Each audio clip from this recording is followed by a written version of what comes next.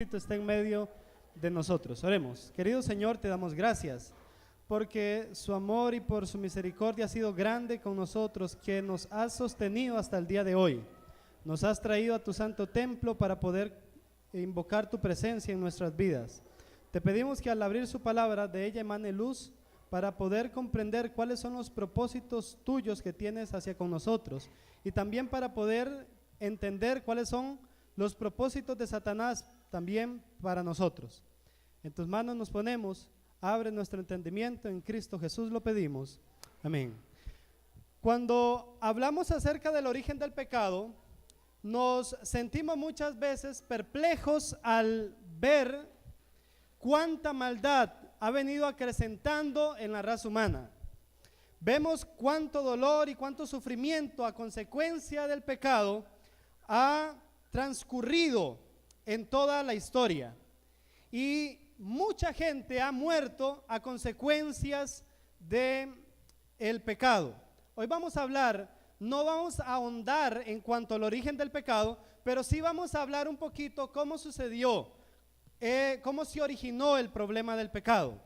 Bien, antes de ello, cuando Dios se decide crear a la hueste angélica, cuando Dios dice vamos a crear los seres angélicos, hay una condición en Dios que tenía que ver primero. Es decir, Dios, dice la Biblia, que habita en santidad.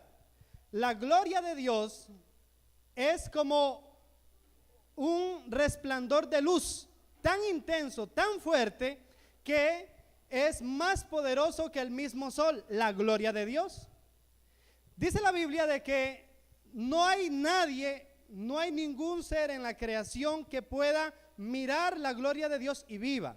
Por esa razón, Dios necesitaba hacerse accesible a su creación. Necesitaría que su creación vieran el rostro de Él, contemplaran a Él. En el concilio de Dios, la deidad, el Padre, el Hijo y el Espíritu Santo, se reunieron y planearon cómo iban a hacer para crear a los ángeles. Y uno de ellos iba a tomar apariencia, o se iba a velar su gloria para darse a conocer a sus ángeles. Ahora, cuando Dios crea a los ángeles, necesitamos comprender qué es lo que sucedió al principio. Vamos a Isaías, el capítulo 57 y los versículos 15. Isaías 57, 15. Vamos a mirar allí dónde moraba Dios cuando comenzó a crear todas las cosas. Y es importante esto, ya que nos ayudará a entender un poquito lo que o por qué causas el pecado suscitó. Dice Isaías, el capítulo 57 y el versículo 15: porque así dice el santo y el sublime, el que habita la eternidad y cuyo nombre es, ¿qué cosa?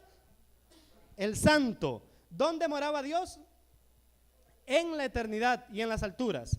Es importante eso, Dios habita en las alturas y en la eternidad.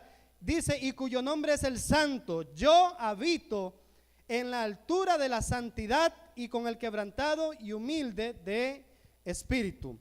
Entonces, Dios dice, yo voy a comenzar a crear a los ángeles, voy a comenzar a crear seres inteligentes. Y entonces, en procura de crear a los ángeles, entonces Cristo se ofrece como el representante del Padre y del Espíritu Santo, como para que la creación contemplaran en la persona de Cristo a Dios Padre. Ahora, es importante notar también que en el libro de Juan, vamos al libro de Juan, el capítulo 1 y el versículo 18. Juan, el capítulo 1 y el versículo 18. Allí habla algo interesante con respecto a este asunto. Y nos dice Juan 1:18, a Dios nadie, ¿qué cosa? Nadie lo vio jamás. Es decir, que ni los ángeles del cielo han contemplado el rostro de ¿quién? Del Padre. Sino que ¿quién lo dio a conocer? Sino el unigénito Hijo que está en el seno del Padre. Él, ¿qué cosa ha hecho? lo ha dado a conocer. Cuando Dios crea a Lucifer y a todos los ángeles del cielo, pregunta, por su omnisciencia, en su omnisciencia, ¿sabía Dios que Lucifer iba a pecar y nos iba a hacer pecar a nosotros? ¿Sí o no? Antes de que lo creara. Claro que sí. Él lo sabía, por su omnisciencia. La pregunta es, entonces, ¿por qué permitió o por qué lo creó? Esa es la cuestión. Ahora, ¿cómo suscitó en un lugar donde Dios, donde todo era perfecto, cómo suscitó el pecado, el mal, la transgresión, lo malo en un lugar idóneo, donde había solo amor, armonía, donde la presencia de Dios estaba? No lo sabemos cómo se originó.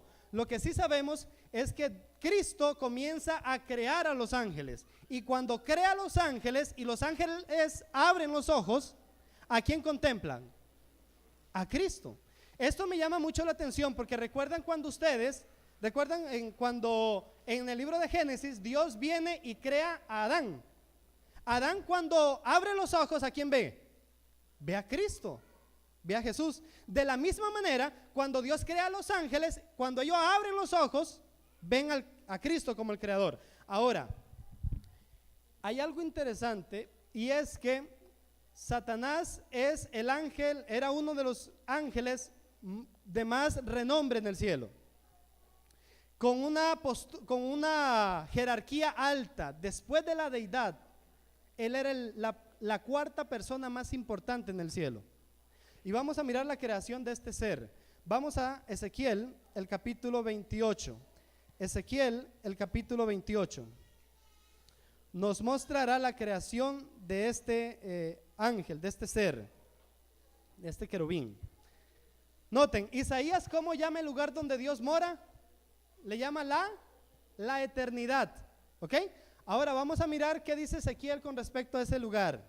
Ezequiel, el capítulo 13, el capítulo 28, versículo 13, dice: en Edén, en el huerto de Dios estuviste, de toda piedra preciosa eran tus vestiduras, y de cornalina, topacio, jaspe, crisólito, berilo, ónice y zafiro, carbunclo, esmeralda y oro. Y los primores de tus tamboriles y flautas estuvieron preparados para ti desde el día en que, ¿qué cosa? En que fuiste creado. Fíjense, la vestimenta de Lucifer, la vestimenta de Lucifer llevaba toda en ella, ¿qué cosa? Distintas piedras preciosas. Es interesante, ¿saben? Es decir, el nombre, ¿saben qué significa Lucifer? Lucifer significa portador de luz. Eso significa Lucifer, portador de luz. ¿Y por qué creen ustedes? Cuando él se acercaba a la presencia del Padre, él se cubría el rostro con las alas. Dice Isaías el capítulo 6, dice que los querubines se tapaban, tenían 6 alas.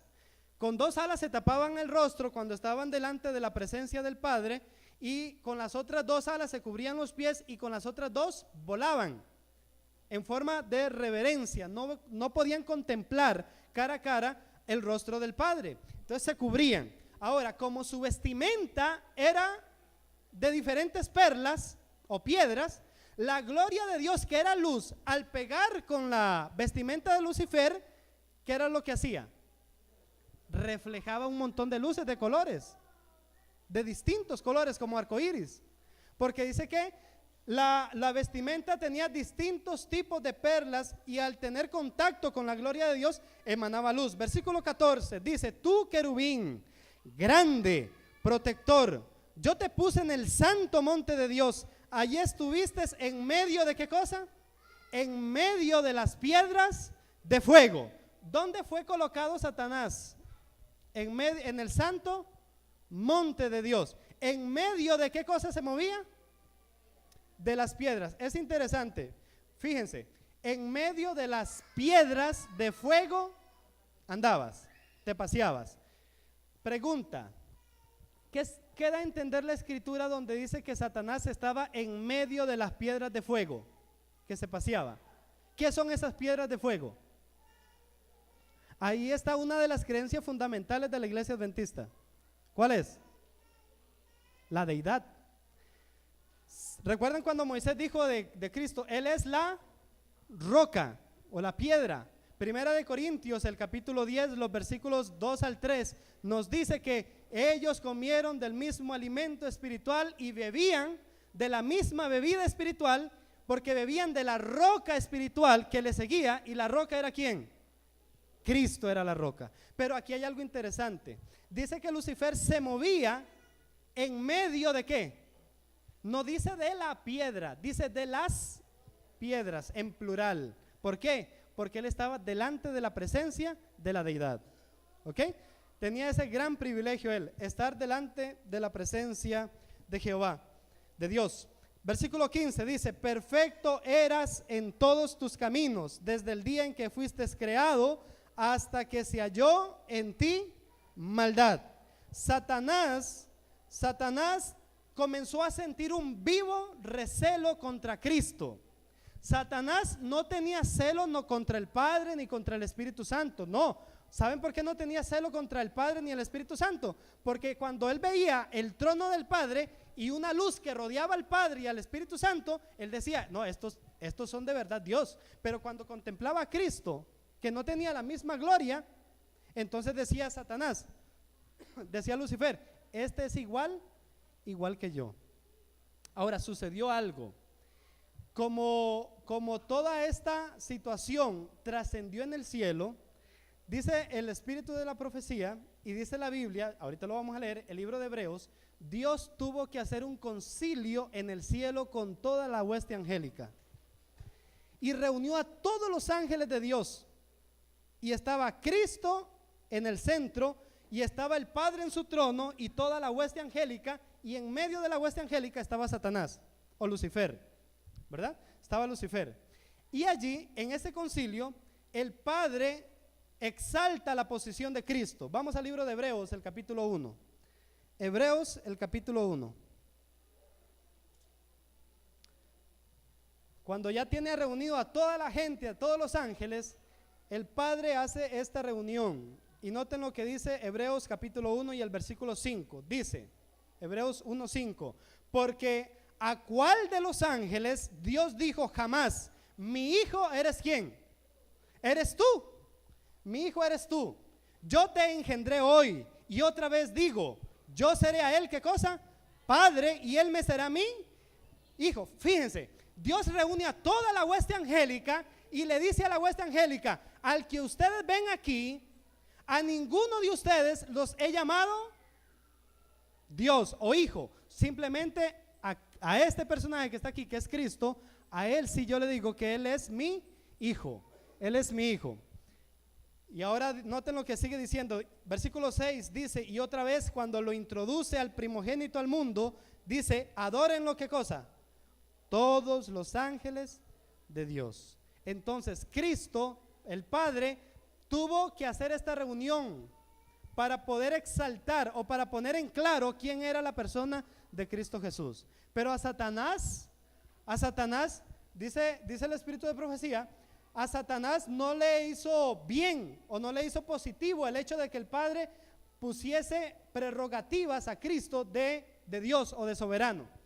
Entonces él comenzó a suscitar en él el deseo egoísta de envidia en contra de Cristo.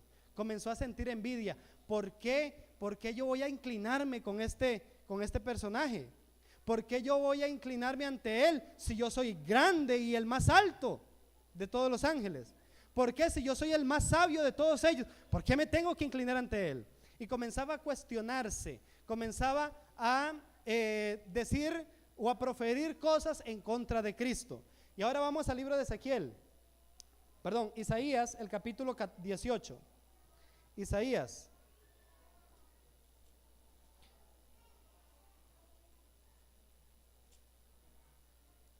14. Isaías 14 y el versículo 12. Dice, ¿cómo caíste del cielo, oh lucero, hijo de la mañana? Cortado fuiste por tierra, tú que debilitabas a las naciones. Tú que decías en tu corazón, ¿qué cosa? Subiré al cielo, y en lo alto junto a las estrellas de Dios subiré y seré semejante, junto a las estrellas de Dios subiré y levantaré, ¿qué cosa? Mi trono. En el monte del testimonio, ¿qué cosa? Me sentaré a los lados de ¿qué? A los lados del norte.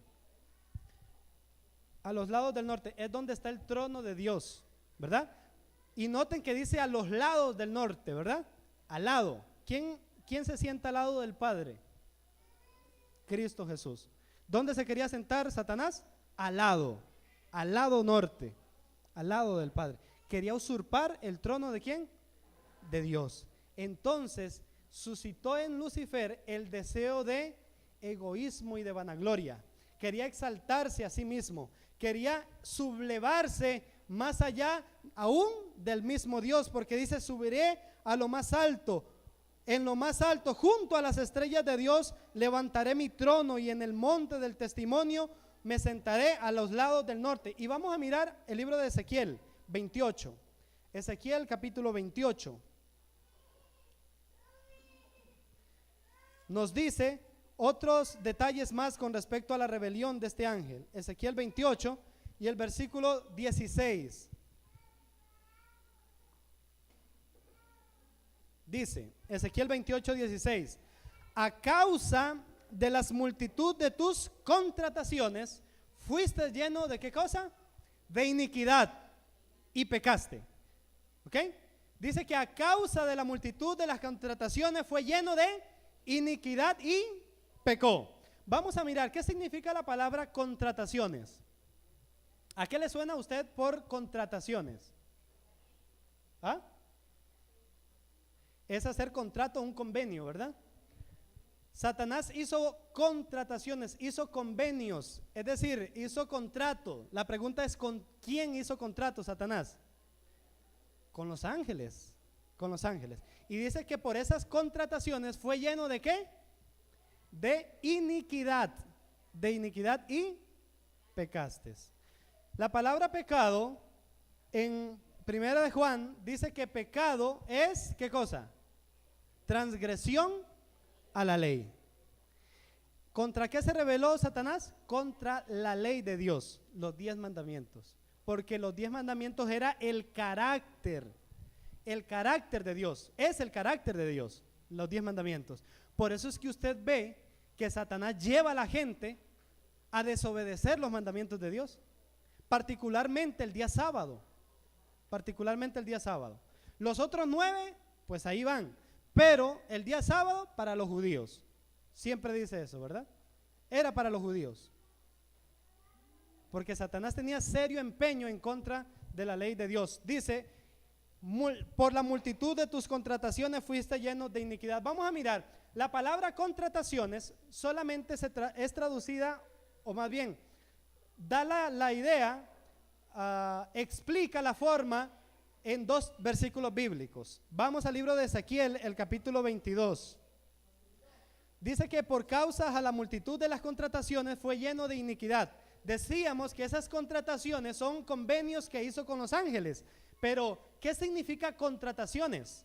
Ezequiel, el capítulo 22 y el versículo 9 nos dice: calumniadores hubo, ¿dónde? En ti, para derramar sangre. ¿Qué significa la palabra contrataciones? Significa calumniar.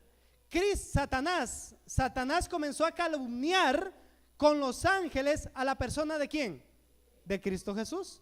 ¿Cómo es posible que Él nos mande a guardar una ley que ni Él mismo obedece? ¿Cómo, siendo nosotros seres inteligentes, nos va a poner dice Lucifer a los ángeles, nos va a poner a que guardemos 10 mandamientos?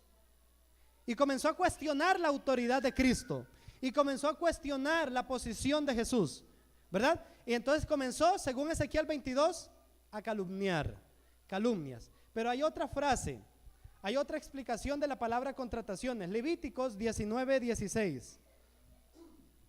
Levíticos 19, 16 nos dice en qué otra connotación o aplicación se refiere a la palabra contratación. Levíticos 19, 16 nos dice: y no andarás, ¿qué cosa? chismeando entre tu pueblo, no atentarás contra la vida de ¿qué cosa?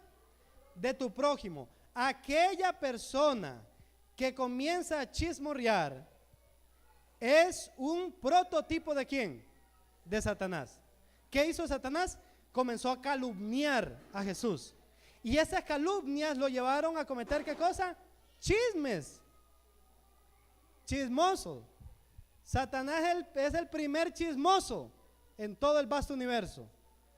Y comenzó a difamar a Jesús con los ángeles. Y comenzó a poner en mal a Cristo ante toda la hueste angélica. Y a mí me llama mucho la atención,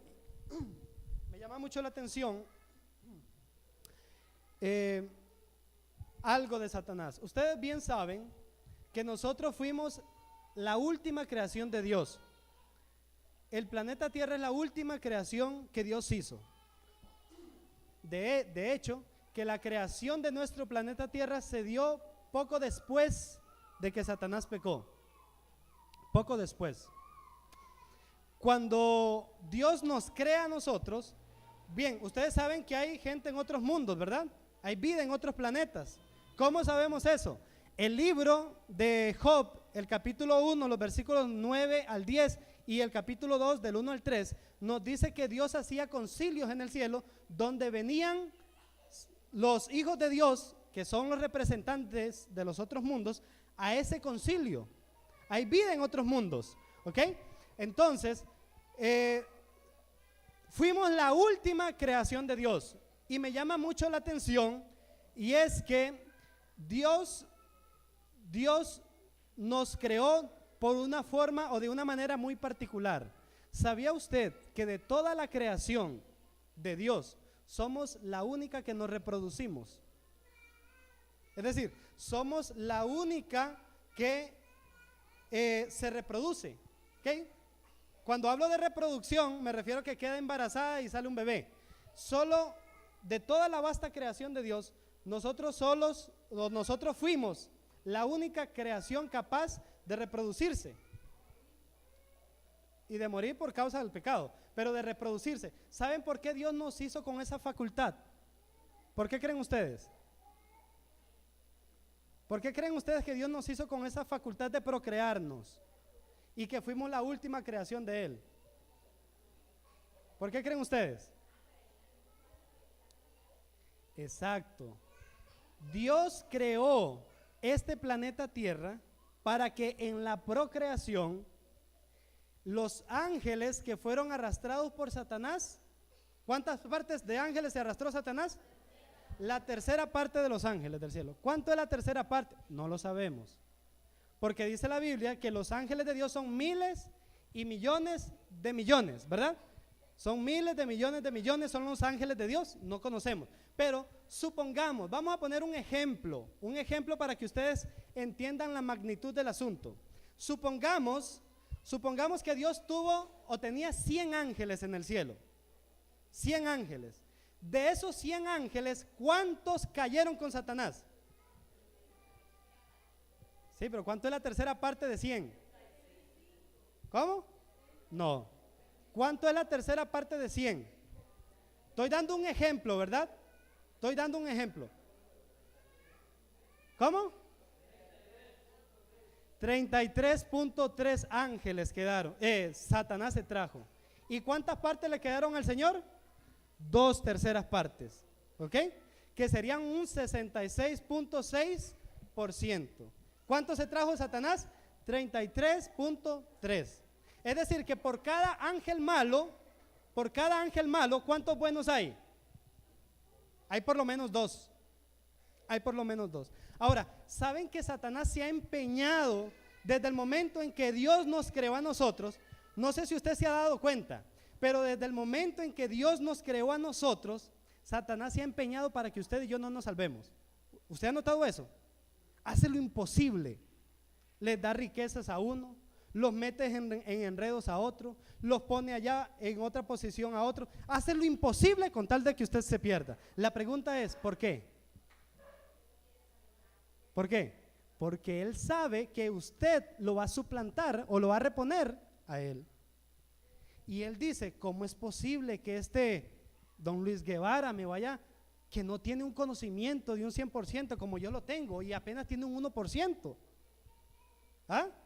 Yo siendo tan hermoso y excelso y elevado, ¿cómo es posible que Dios me cambie por él? Satanás nos ve a nosotros como lo más bajo y procura perdernos para que usted no ocupe el campo que él dejó allá en el cielo. Ese es el objetivo de Satanás. Ese es el propósito por el cual Satanás está enredando, mintiéndole a la gente y buscando cómo las personas se pierdan. ¿Por qué? Porque él no concibe la idea de que Dios haya venido a la tierra a morir por usted y por mí. Somos valiosos ante los ojos de Dios. Y por esa razón Satanás dice, ¿por qué tuvo que bajar Dios del cielo para morir por estas personas que no valen la pena? ¿Por qué? Y trata con asiduo vigor de mandar todas las tentaciones posibles para que usted se pierda. Porque Él no desea que usted se salve y ocupe su lugar. Para ir finalizando, vamos al libro de Zacarías. Zacarías, el capítulo 13. Zacarías, el capítulo 13. Hermanos, no sé si usted se ha puesto a pensar en algo, y es que usted es importante. Todos los que estamos aquí somos importantes a la vista de Dios. No hay nadie que haga falta. No hay nadie que falte. Usted es importante. Yo soy importante ante la vista de Dios. Y yo no sé usted. Vamos a leer un texto que posiblemente sea un texto muy duro. Muy duro. Pero yo no sé usted. Pero yo quiero entrar en esa estadística. Zacarías, el capítulo 13 y el versículo 7 dice: levántate, oh espada, contra el pastor y contra el hombre compañero mío, dice Jehová de los ejércitos. Heriré al pastor y serán dispersas las ovejas, y haré volver mi mano contra los pequeñitos. Y acontecerá, dice la Biblia, y acontecerá que en toda la tierra, dice Jehová, que las 2/3 partes, ¿qué va a pasar con los habitantes? Serán cortados y se van ¿a qué? Se perderán. 2/3 partes de los habitantes del mundo, dice que se perderán. Pero hay algo extraordinario, dice, y una 1/3 parte, ¿qué va a pasar? Se quedará, es decir, se salvará. Y la meteré, versículo 9, y la meteré en el fuego a la 1/3 parte, y los fundiré como se funde la plata, y los probaré como se prueba el oro. Él invocará mi nombre, y yo le oiré, y diré, pueblo mío, y él dirá, Jehová es mi. ¿Cuántas personas se van a salvar de la tierra? Solo 1/3 de toda la raza humana. Desde Adán hasta el último que quede en la segunda venida. Solamente de los miles y millones de hombres que han habitado el planeta Tierra, solamente la 1/3 parte se va a salvar. Es impresionante. A mí me llama mucho la atención. En la época de Noé, Dios le dio una oportunidad de 120 años a toda esa gente. Noé comenzó a predicarle: arrepiéntanse, busquen al Señor mientras pueda ser hallado. Y la gente vacilaba y decía: no va a caer lluvia del cielo. Eso es mentira, eso es falso. No va a caer, jamás. Es improbable. Pero dice que la última semana Dios le dice a Noé: entra al arca, porque voy a cerrar. Y ¿saben lo que me llama mucho la atención, hermanos? Es que los animales fueron más sensibles que los mismos seres humanos. ¿Cómo es posible que personas que, teniendo razonamiento, al ver cómo los animales entraban de 2 en 2 al arca, no se pusieron a pensar de que de manera sobrenatural estaban sucediendo esto? Por algo. Ninguno se puso a pensar. Y Dios vino, dice la Biblia, y cerró ¿qué cosa? La puerta. ¿Saben cuántas personas calculan muchos eruditos que habían en esa época del diluvio? ¿No saben cuántas? Se dice que había alrededor de unas 8.000 millones de personas en la época antes del diluvio. 8.000 millones, posiblemente, ¿verdad? Y cuidadito un poquito más. Pero ¿saben cuántas de esas cantidad de gente, cuántas personas se salvaron? 8 de millones. ¿Sabe cuántas personas habemos hoy, ahorita en la actualidad, en nuestros días? 7.500 millones y un poquito más. Casi semejante en los días de Noé.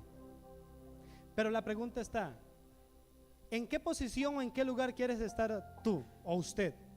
¿En los que vamos a entrar al arca o en los que solamente vamos a construir el arca y nos vamos a perder? Satanás quiere que usted se pierda porque él no desea que usted ocupe su lugar, y va a hacer lo imposible porque usted se pierda. Yo por lo menos quiero entrar en esa parte, en esa tercera parte que se va a salvar. Yo no sé usted, pero yo quiero entrar en esa parte. En esa parte el Señor Jesús nos está llamando. Te está diciendo que eres importante a la vista de Él. Te está diciendo que Él vino a morir por ti en la cruz del Calvario. No seas renuente a su llamado. Sé hijo de Dios, sé un hijo obediente. He aquí que yo tengo, dijo Jesús, ovejas en otro redil, ¿verdad? Y ellas oirán mi voz y vendrán al rebaño, dice. Y vendrán al rebaño. Dios desea salvarte. Si hay visitas en nuestro medio, a la visita que está en nuestro medio, Dios desea salvarte también a ti. Dios anhela salvarte. No permitas que el diablo haga contigo lo que él quiere, que es perderte. El Señor te anda buscando y por ti vino y murió en la cruz del Calvario. ¿Quieres recibirle al Señor en esta hora? Vamos a ponernos en pie, vamos a pedirle al Señor que Él sea nuestro motivador, que el Espíritu Santo nos abra el corazón y nos haga entender que sin Él nada podemos hacer. Sin Cristo Jesús nada podemos hacer. Un amor eterno, y Él desea tu salvación y mi salvación, y Él ya lo hizo todo por nosotros en la cruz del Calvario. Solo falta tu decisión de seguirlo a Él. Oremos. Querido Padre Celestial, te damos gracias. Gracias porque nos damos cuenta que la rebelión de este ser angélico no fue sino más deseos egoístas por parte de él. Usted le dio todas las oportunidades para que se arrepintiera, para que reflexionara, para que se reivindicara, pero él rechazó todas tus peticiones, todos tus pedidos, por lo cual el libro de Apocalipsis, Señor, nos dice que hubo una gran batalla en el cielo. Satanás, Miguel y sus ángeles combatieron a Satanás y a sus ángeles. Pero glorioso es saber que tú, Jesús, Miguel, venciste a Satanás. Y como eres nuestro Dios, el vencedor, el Olán, el eterno, queremos suplicarte, Señor, que tu Santo Espíritu venga a nosotros. Vamos a orar, Señor. Estamos orando también por la salud de nuestra hermana Mariana. Usted, Señor, sabe cuáles son las dolencias que ella tiene ahorita. Nuestra hermana Mariana Garro está enfermita y queremos suplicarte que tu Santo Espíritu, tu mano sanadora pueda tocarla a ella, pueda sanarla, pueda aliviarla de su dolor o de su queja. Señor, así como hiciste los milagros que viniste a hacer a este planeta Tierra, resucitaste a mucha gente y sanaste las enfermedades de los quebrantados. A ti, Señor, el Dios de la naturaleza, Jehová Sabá, te pedimos que puedas ayudar a nuestra hermana Mariana, sanarla, Señor. Por la sangre que derramaste en la cruz del Calvario, esa sangre venga a ella y la proteja, la cubra y la pueda sanar. Si hay también enfermos espirituales en nuestro derredor y físicos, también rogamos por ellos. Sed, Espíritu Santo, con ellos, motívales para que puedan seguir adelante y no desmayar. Tu pronta venida está cerca y queremos pedirte, Señor, que vengas a este planeta Tierra ya, porque ya queremos estar con usted en la patria celestial, ya queremos estar contigo en el cielo. Ayúdanos a llevar el evangelio a cada persona, a cada alma, porque sabemos que hay muchos necesitados de usted. En tus manos nos ponemos, porque solo allí estamos seguros. En Cristo Jesús sabemos que has contestado nuestras oraciones. En Cristo Jesús, amén y amén. Que el Señor les bendiga.